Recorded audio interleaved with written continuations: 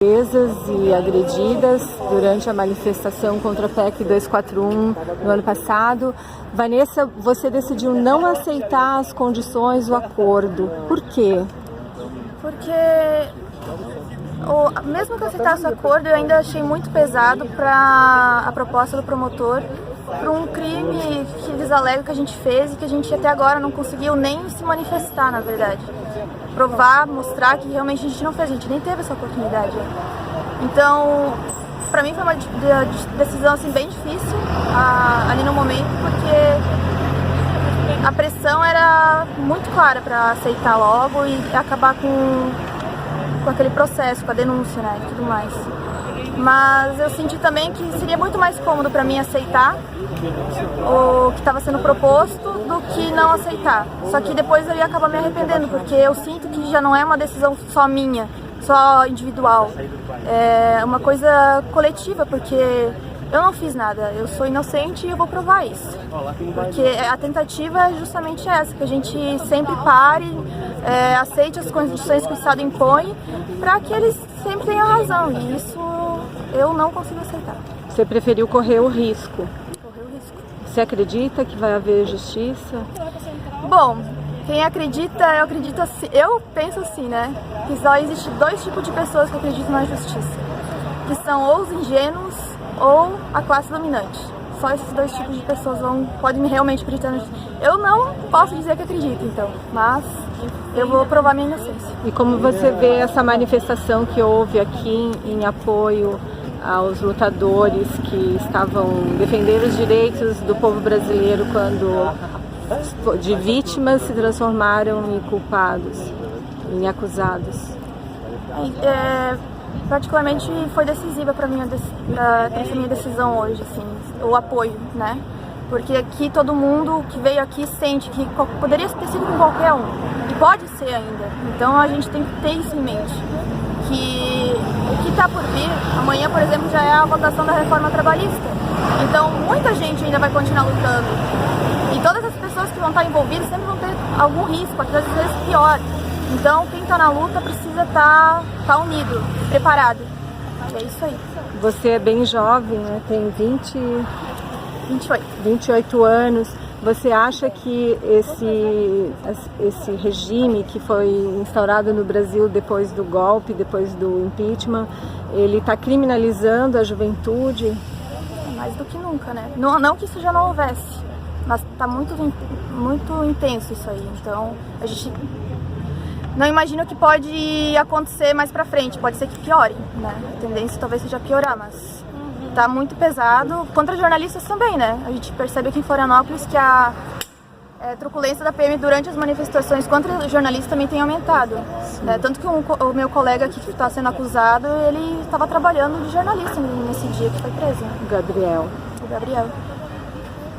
E você alega que não fez nada daquilo que a polícia está acusando vocês. Quando você foi presa, você estava sentada no meio-fio, é isso?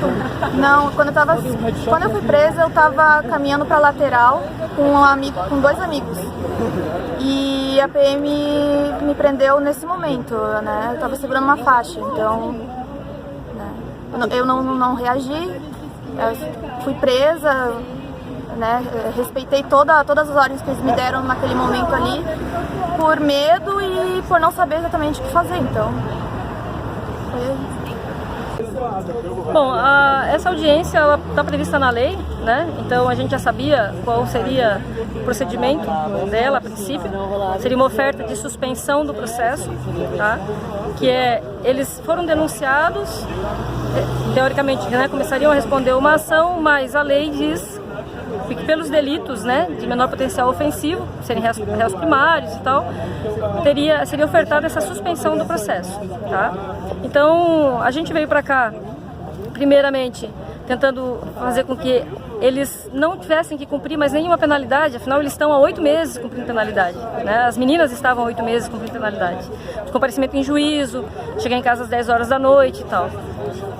Isso a gente não conseguiu, conseguimos amenizar somente uma parte, né?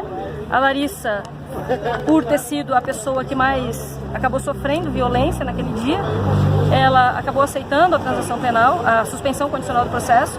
Então ela vai ficar trimestralmente vindo a juízo e vai fazer 8 horas de serviço comunitário e não se ausentando da comarca por mais de 8 dias sem comunicar o juízo e comunicando endereço.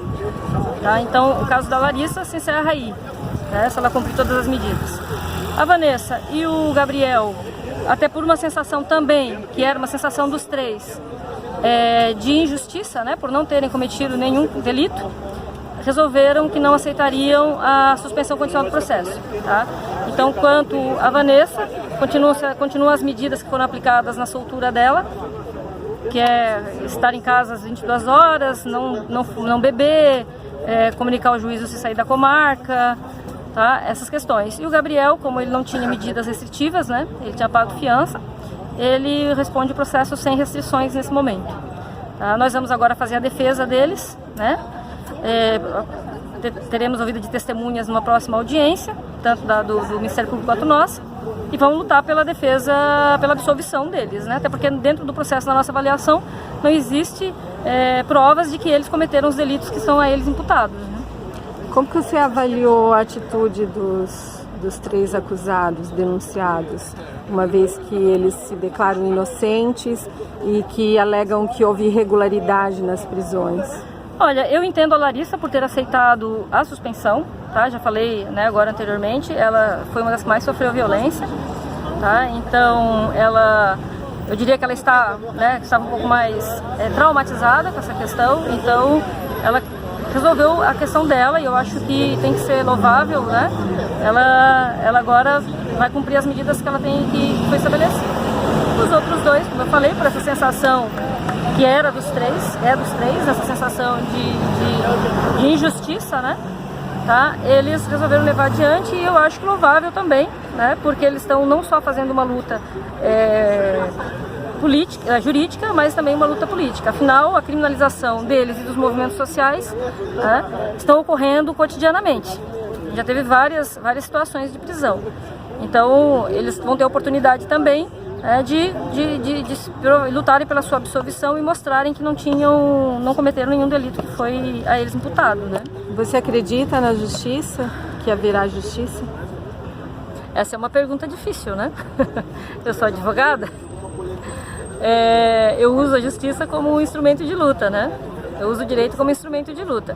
Acreditar que se faça justiça, eu acreditaria se hoje eles tivessem sido arquivados o processo em relação a eles, eles tivessem sido liberados, né?